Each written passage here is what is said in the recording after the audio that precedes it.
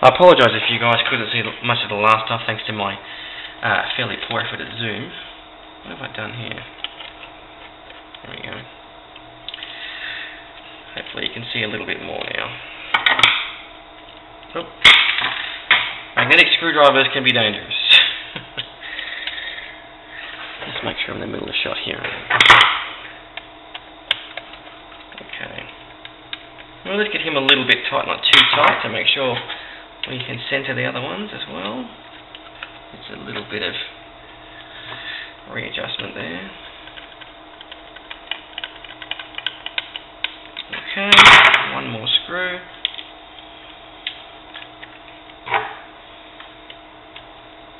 Come on. Good old magnetic screwdrivers. They're a blessing and a curse in one. Okay, that's that side done. Let me make sure we're in shot here. And you should see that on the left hand side we have our throttle as we want it to be, and we can then configure that as the rudder. Now it doesn't actually really matter what the potentiometers are wired to, because every simulator I've used, and we're talking here including FMS and Clearview, which is probably only two really, has the ability to remap any axis on the controller to any function you would like. So whilst the actual single potentiometer might be mapped to here and here, we actually have the ability to go into the actual application and change that. Alright, now let me go to moving on to the other controller stick. Okay, so I've saved you the hassle of seeing me unscrew this controller box, that's okay. So what I'm going to do now is basically take the spring, the armature, and this little clip thing here, or spring holder, and place it on this one so that now, because currently I've removed the throttle from here, but we still have this non-sprung stick, and this is going to be our elevator, so obviously we want that to be sprung rather than getting stuck in one particular place. So just as with the last potentiometer, I'm going to remove it from the side by unscrewing this here. Oh, there he goes. And once I've done that, let's move this trim. Once I've done that, I am going to install the spring and the armature. Now I have to say I'm rather embarrassed, I can't remember exactly how this goes, so what I'm going to do, I'm going to stop recording, work it out, and we'll start it again once I know what I'm doing. Alright, I'm pretty sure I know how this goes now. Okay, so I've taken the liberty of removing the potentiometer from the side of the actual switch stick block. So now what I'm going to do is take the armature, and hopefully you can see this, I'm going to stick it in this little slot here. There we go, and lip it under there. Then we're going to attach the spring, I think I'll start by doing that, to this side of it. And then using my tweezers, I'm going to pull the spring onto the spring retainer. Easier said than done. Well, slight source of embarrassment there, I managed to fill up the memory card on my camera.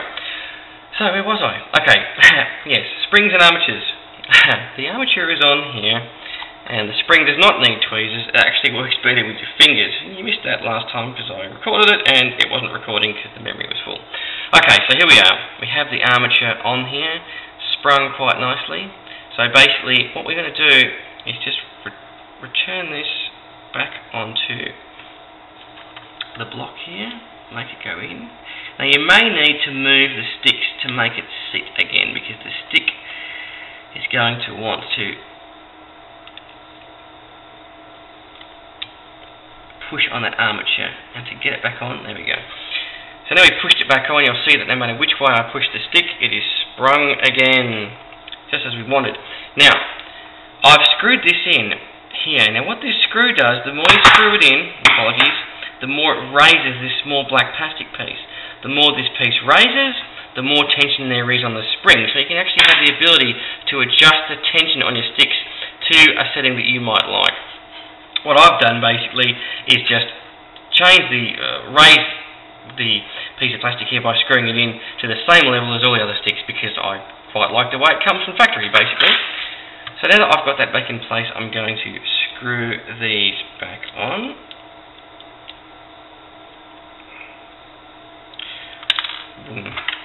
Yes, let me just try that again by putting it on the head of the magnetised screwdriver.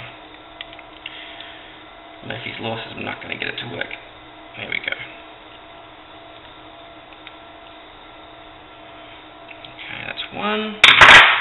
There's the other one.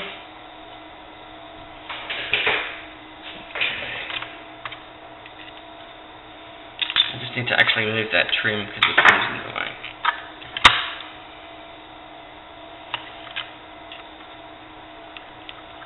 Here we go. Okay, that's screwed in, ready to go. Ready to be put back into its slot. Turn it over and screw it back in. I'll do that off camera, I think. Okay, so I've screwed both the stick blocks back in, and what you'll see now is, as you'd expect, a Mode-2 style controller.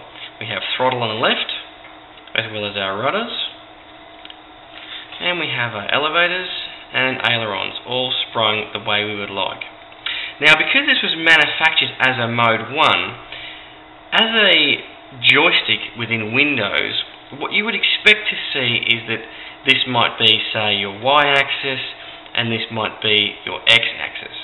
Because of the way the potentiometers have been wired up, this isn't the case.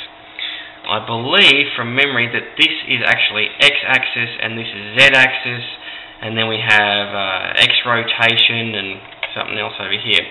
So basically, if you wanted to make this work as a normal joystick in any game, a game which, say, you can't control what axis each potentiometer is, you would actually need to rewire these potentiometers to make it work that way. But look, since most of the time we're going to be using these in tools like FMS and or Clearview or others, which allow you to map any particular axis of the controller to any particular function of the model you're flying, it's not going to be an issue, so let's not worry about that. So it looks pretty good to me. The last thing we need to do now is just to put the back on, which is pretty easy, just by making sure, first of all, that you don't have any of these stuck in the way of where the screws are going to go. It looks pretty good, actually. Turn the back plate.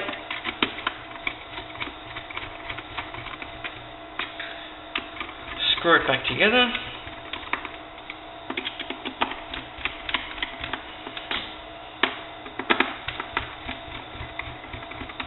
Alright, and there we have it. One Sigh Flight Simulator controller, back from Mode 1 to Mode 2.